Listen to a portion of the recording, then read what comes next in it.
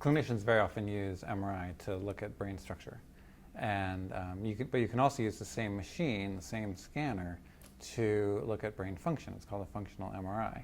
And this is a very powerful tool for research because you can actually have people in the scanner doing tasks and see where in their brain activation is happening and which brain areas are associated with that task. So we use neuroimaging to help improve patient care in a couple ways.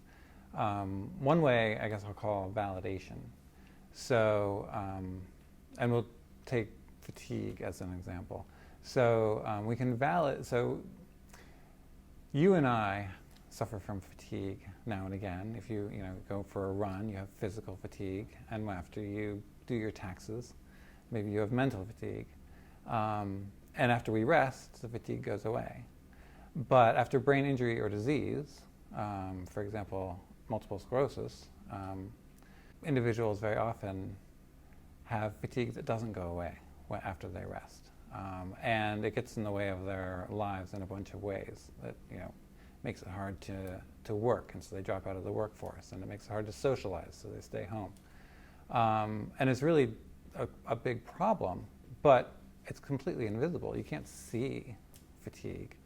And so it's been doubted. People have doubted that fatigue is even a real thing in some cases, and that people actually suffer from fatigue to the extent that they do. And so one thing that we can do with functional neuroimaging is we can put people in the scanner, we can have them do a task for like an hour, and at intervals we can ask them how fatigued they are, and then we can see the brain activation that changes as fatigue changes. So for example, brain activation that increases as fatigue increases. And when we do that, we find a network of brain areas that are sensitive to fatigue, which really validates what these people have been saying for over 100 years, that they get fatigued.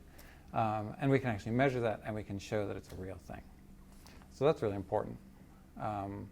Another way is, I guess I'll call, we can look at the mechanism of something like a rehabilitation strategy. And so to take memory as an example, here at Kessler Foundation, we have come up with rehabilitation strategies to help with memory, because memory issues are a big problem, not just for us, the normal aging public, but also if you have brain injury or disease.